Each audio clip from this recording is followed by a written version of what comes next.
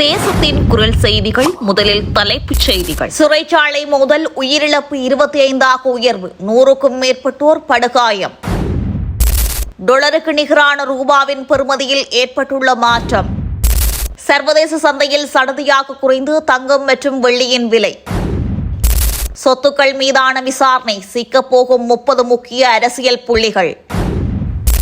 இலங்கைக்கு வரும் பசில் ராஜபக்ச தொடர்பில் மகிந்த வெளியிட்ட முக்கிய தகவல். கடவத்தை பிறந்த நாள் நிகழ்வு கொலை சம்பவம், பிரதான சந்தேக நபர் அதிரடியாக கைது. 7 வயது சிறுமி துஷ்பிரயோகம், நடந்தது என்ன? வவனியா வடக்கு பிரதேச சபையின் தவிசாளர் மாற்றம்.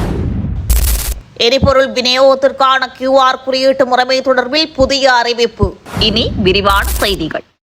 தேசத்தின் குரல் யூடியூப் தளத்தை சப்ஸ்கிரைப் செய்து இணைந்திருங்கள். நீர்கொழும்பு சிறைச்சாலையில் இடம்பெற்ற மோதலில் உயிரிழந்தவர்களின் எண்ணிக்கை 25 உயர்ந்துள்ளது என போலீஸ் வட்டார தகவல்கள் தெரிவிக்கின்றன. இந்த மோதலில் 100க்கும் மேற்பட்டோர் காயமடைந்துள்ளதாகவும் போலீசார் தெரிவித்துள்ளனர். நேற்று ஞாயிற்றுக்கிழமை பிற்பகல் சிறை கைதிகளில் இருதரப்பினருக்கிடையே ஏற்பட்ட மோதலில் 2 உயிரிழந்து 33 பேர் காயமடைந்திருந்தனர். இன்று அதிகாலை நிலைமை ஓரளவு கட்டுப்பாட்டுக்குள் கொண்டுவரப்பட்டிருந்த போதிலும் இன்று முற்பகல் மோதல் மீண்டும் தீவிரமடைந்துள்ளது. இந்த மோதலில் சிறைச்சாலை அதிகாரிகள் 5 உட்பட மொத்தம் 25 பேர் உயிரிழந்துள்ளதாக உறுதிப்படுத்தப்பட்டுள்ளது. காயமடைந்தவர்களில் போலீசார், சிறைச்சாலை அதிகாரிகள் மற்றும் போலீஸ் விசேட அதிரடிப்படையினர் அடங்குகின்றனர். இன்றைய நாளுக்கான நாணய மாற்று விகிதங்களை இலங்கை மத்திய வங்கி வெளியிட்டுள்ளது. இதன்படி அமெரிக்க டாலர் ஒன்றின் கொள்முதல் பெறுமதி 330.39 ஆகவும் விற்பனை பெறுமதி 339.88 ஆகவும் பதிவாகியுள்ளது. ஸ்டேர்லிங் பவுன் ஒன்றின் கொள்முதல் பெறுமதி 439.53 ஆகவும் விற்பனை பெறுமதி 454.57 ஆகவும் பதிவாகியுள்ளது. யூரோ ஒன்றின் கொள்முதல் பெறுமதி 376.23 ஆகவும் விற்பனை பெறுமதி 389.85 ஆகவும் பதிவாகியுள்ளது. கனேடிய டாலர் ஒன்றின் கொள்முதல் பெறுமதி 231.19 ஆகவும் விற்பனை பெறுமதி 240.20 ஆகவும் பதிவாகியுள்ளது. ஆஸ்திரேலிய டாலர் ஒன்றின் கொள்முதல் பெறுமதி 226.36 ஆகவும் விற்பனை பெறுமதி 237.78 ஆகவும் பதிவாகியுள்ளது. சிங்கப்பூர் டாலர் ஒன்றின் கொள்முதல் பெறுமதியானது 253.90 ஆகவும் விற்பனை பெறுமதி 264.68 ஆகவும் பதிவாகியுள்ளமை குறிப்பிடத்தக்கது. தங்கம் வாங்குபவர்களுக்கு மகிழ்ச்சி செய்தி ஒன்று வெளியாகியுள்ளது. நாளுக்கு நாள் தங்கத்தின் விலையானது சற்று குறைவடைந்து காணப்படுகிறது. அந்த வகையில் சர்வதேச சந்தையில் ஏற்பட்டுள்ள பொருளாதார மாற்றங்களின் தாக்கத்தால் தங்கம் மற்றும் வெள்ளியின் விலை இன்று குறைவடைந்துள்ளது. இன்றைய நிலவரப்படி சர்வதேச சந்தையில் 1 அவுன்ஸ் தங்கத்தின் விலையானது 4163.65 அமெரிக்க டாலராக பதிவாகியுள்ளது. இதேவேளை 1 அவுன்ஸ் வெள்ளியின் விலையானது 61.82 அமெரிக்க டாலராக பதிவாகியுள்ளது. கடந்த சில நாட்களாக உள்நாட்டு சந்தையில் தங்கத்தின் விலை தொடர்ச்சியாக ஏற்ற இறக்கங்களுடன் பதிவாகி வந்தது. இந்த நிலையில் சர்வதேச சந்தையில் ஏற்பட்டுள்ள இந்த விலைச்சரிவு இலங்கை சந்தையிலும் பிரதிபலிக்கக்கூடும் என சந்தை தரப்புகள் தகவல் வெளியிட்டுள்ளன. இருப்பினும் இலங்கையின் உள்நாட்டு தங்க விலையின் டாலருக்கு எதிரான ரூபாவின் மாற்று விகிதம், இறக்குமதி செலவுகள் மற்றும் உள்ளூர் சந்தை தேவை உள்ளிட்ட காரணிகளும் தாக்கம் செலுத்தும் என்பதால் இறுதி விலை நிலவரம் அதனை பொறுத்தே அமையும் எனவும் தெரிவிக்கப்படுகின்றமை குறிப்பிடத்தக்கது. இலங்கையின் முன்னைய அரசாங்கங்களில் முக்கிய பதவிகள் வகித்த அரசியல்வாதிகள் மற்றும் அதிகாரிகள் உள்ளிட்ட 30 பேருக்கு எதிரான விசாரணைகள் தீவிரமாக முன்னெடுக்கப்பட்டு வருவதாக தகவல் வெளியாகியுள்ளது. முன்னாள் அதிகாரமிக்க அரசியல்வாதிகள் மற்றும் பிரமுகர்களின் சொத்துக்கள் மீதான விசாரணைகளும் தற்போதைக்கு துரிதப்படுத்தப்பட்டுள்ளது. இதன் அடிப்படையில் ஆரம்பகட்டமாக அரசியல் மற்றும் அரசாங்க துறைகளில் உயர் பதவிகளை வகித்து சுமார் 30 முக்கிய பிரமுகர்களின் சொத்துக்கள் மீதான விசாரணையை துரிதப்படுத்த நடவடிக்கை எடுக்கப்பட்டுள்ளதாக தகவல்கள் தெரிவிக்கின்றன. 2020 மற்றும் 2024 இடையில் இலங்கையின் அரசியல் அதிகாரம் மற்றும் நிர்வாகத்தில் செல்வாக்குமிக்க பதவிகளை வகித்த ஒரு குழுவினரே இந்த விசேட விசாரணைகளில் இலக்கு வைக்கப்பட்டுள்ளனர். தற்போதைய விசாரணை செயல்முறையின் கீழ் குற்றப்புலனாய்வு துறையால் தற்போது பராமரிக்கப்படும் சில சொத்து விசாரணை கோப்புகளை மேலதிக சட்ட நடவடிக்கைகளுக்காக லஞ்சம் அல்லது ஊழல் குற்றச்சாட்டுகளை விசாரிக்கும் ஆணைக்குழுவிற்கு மாற்றுவதற்கான நடவடிக்கைகள் எடுக்கப்பட்டு வருகின்றன. இதற்கு மேலதிகமாக நாட்டின் அரசியல் களத்தில் உள்ள பல சக்தி வாய்ந்த பிரமுகர்களின் சொத்துக்கள் குறித்து உன்னிப்பாக கண்காணிக்கப்பட்டு வருவதாகவும் தெரிய வந்துள்ளது. தற்போது அமெரிக்காவில் இருக்கும் இலங்கையின் முன்னாள் நிதியமைச்சர் பசில் ராஜபக்ச இலங்கை வருவது குறித்து தனக்கு எதுவும் தெரியாது என முன்னாள் ஜனாதிபதி மஹிந்த ராஜபக்ச தெரிவித்துள்ளார். கண்டி ஸ்ரீ தலதா மாளிகையில் நேற்று முன்தினம் வழிபாடுகளில் ஈடுபட்ட பின்னர் ஊடகங்களுக்கு கருத்து தெரிவிக்கும் போதே அவர் இதனை தெரிவித்துள்ளார். இதன்போது எதிர்வரும் நாட்களில் தன்னுடைய அரசியல் நகர்வுகள் குறித்தும் அவர் ஊடகங்களிடம் கருத்து தெரிவித்திருந்தார். பசில் ராஜபக்சவிற்கு எதிரான பிடியாணை மற்றும் வழக்கு விசாரணைகள் குறித்து ஊடகவியலாளர் ஒருவர் எழுப்பிய கேள்விக்கு பதிலளித்த முன்னாள் ஜனாதிபதி மஹிந்த ராஜபக்ச, பசில் ராஜபக்ச நாட்டுக்கு வருவது குறித்து நீங்கள் அவரிடம்தான் கேட்க வேண்டும் எனவும் தெரிவித்துள்ளார். அத்தோடு பசில் ராஜபக்ச நாட்டுக்கு வருவதும் தனக்கு தெரியாது, நாட்டை விட்டு வெளியேறி செல்வதும் தெரியாது என்று மஹிந்த ராஜபக்ச இதன்போது சுட்டிக்காட்டியிருந்தார்.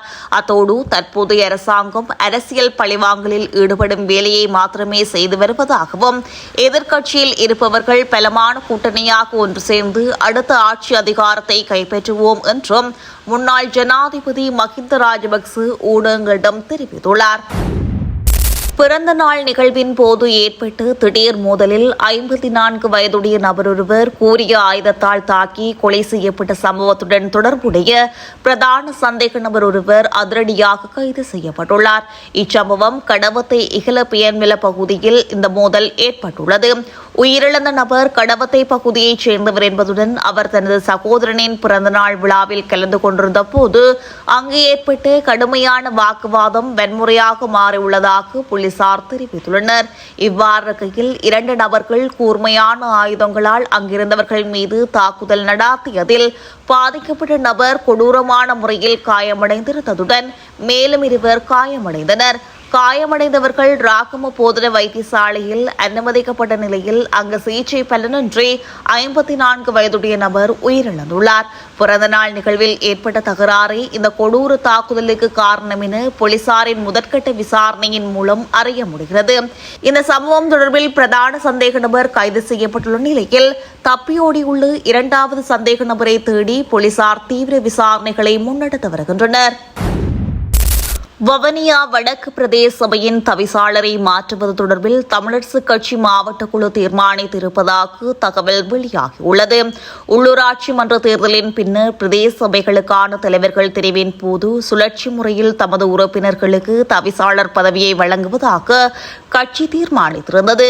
இது எண் பிரகார முறைப்படி முதல் ஒரு வருடம் தற்போதைய தவிசாளராக இருக்கின்ற கிருஷ்ணவேணிக்கு வழங்குவது எனவும் அடுத்த வருடம் ஏனைய உறுப்பினர்களில் ஒருவருக்கு வழங்கப்படும் எனவும் கட்சியின் மாவட்ட குழு தீர்மானித்திருந்த நிலையிலேயே எதிர்வரும் 18ஆம் திகதிக்கு முன்னராக பதவி விலகல் கடிதத்தினை தருமாறும் கட்சியின் மாவட்ட குழு கடந்த வெள்ளிக்கிழமை இடம்பெற்ற கூட்டத்தில் தீர்மானித்து அவருக்கு தெரிவித்துள்ளது. இதன் பிரகாரம் தற்போதைய தவிசாளர் எதிர்வரும் 18ஆம் திகதி தனது பதவி விலகல் கடிதத்தை கொடுப்பாரா என்கின்ற கேள்வி எழுந்திருப்பதுடன் வவுனியாவில் உள்ள 5 உள்ளூராட்சி மன்றங்களில் வவுனியா வடக்கு பிரதேச சபையிலேயே பெண் தவிசாளர் உள்ளமையும் குறிப்பிடத்தக்கது. இலங்கையில் தற்போது நடைமுறையில் உள்ள QR குறியீடு அடிப்படையிலான எரிபொருள் விநியோக முறைமை எந்தவித தடையுமின்றி தொடர்ந்து முன்னெடுக்கப்படும் என இலங்கை பெட்ரோலிய கூட்டுத்தாபனத்தின் முகாமைத்துவ பணிப்பாளர் மயூர நித்திகுமாரகே அறிவித்துள்ளார். இந்த திட்டத்தை நிறுத்துவதற்கு அரசாங்கம் எந்தவித தீர்மானமும் இதுவரையில் எடுக்கவில்லை எனவும் அவர் தெரிவித்துள்ளார். அவர் மேலும் தெரிவிக்கையில், நாட்டில் எதிர்காலத்திலும் தடையின்றி எரிபொருள் விநியோகத்தை முன்னெடுப்பதற்கு தேவையான நடவடிக்கை நடவடிக்கைகள் எடுக்கப்பட்டுள்ளன.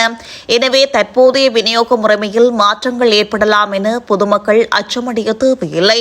தற்போதைய எரிபொருள் ஒதுக்கீட்டு அளவை அதிகரிப்பதற்கோ அல்லது குறைப்பதற்கோ எந்தவித முடிவுகளும் எடுக்கப்படவில்லை. மறு அறிவித்தல் வரை தற்போதைய ஒதுக்கீட்டு எல்லைகளே தொடர்ந்தும் நடைமுறையில் இருக்கும் என அவர் மேலும் குறிப்பிட்டுள்ளார். 7 வயது சிறுமியொருவருக்கு பாலியல் துஷ்பிரயோகம் செய்ததாக குற்றம் சாட்டப்பட்ட தந்தையொருவர் கடந்த 5ஆம் திகதி விளக்கமறியலில் வைக்கப்பட்டுள்ளார். இச்சம்பவமானது தனமெல்வில காவல் நிலைய எல்லைக்குட்பட்டு அல்லத்தவில பகுதியில் இடம்பெற்றுள்ளது. முச்சக்கர வண்டி சாரதியான 46 வயதுடைய குறித்த சந்தேக நபர் நீண்ட காலமாக பாடசாலை மாணவர்களை போக்குவரத்து சேவையில் ஈடுபடுத்தி வருபவர் என்பது தெரியவந்துள்ளது. பாலியல் துஷ்பிரயோகத்திற்குள்ளான சிறுமியும் அதே முச்சக்கர வண்டியில் பாடசாலைக்கு செல்பவர் ஆவார். கடந்த ஜூன் மாதம் 3ஆம் திகதி பாடசாலை முடிந்து சிறுமியை வீட்டிற்கு அழைத்துச் செல்லும் வழியில் கராச்சொன்றிற்கு அருகில் முச்சக்கர வண்டியை நிறுத்திய சந்தேக நபர் சிறுமியை கராச்சியின் பின்பகுதிக்கு அழைத்துச் சென்று இக்கொடூர செயலை செய்துள்ளார். இச்சம்பவம் குறித்து சிறுமி தனது பெற்றோரிடம் தெரிவித்ததை அடுத்து அவர்கள் போலீஸ் நிலையத்தில் முறைப்பாடு ஒன்றை பதிவு செய்துள்ளனர். முறைப்பாட்டின் அடிப்படையில் கோவில் ஆர பகுதியைச் சேர்ந்து குறித்த முச்சக்கர வண்டி சாரதியை கைது செய்த போலீசார் அவரை வெள்ளவாய நீதவான் நீதிமன்றில் முன்னிலைப்படுத்தப்பட்டனர். அதன் பிறகு சந்தேக நபரை ஜூலை 16ஆம் திகதி வரை விளக்கமறியல் வைக்குமாறு நீதவான் உத்தரவிட்டுள்ளார்.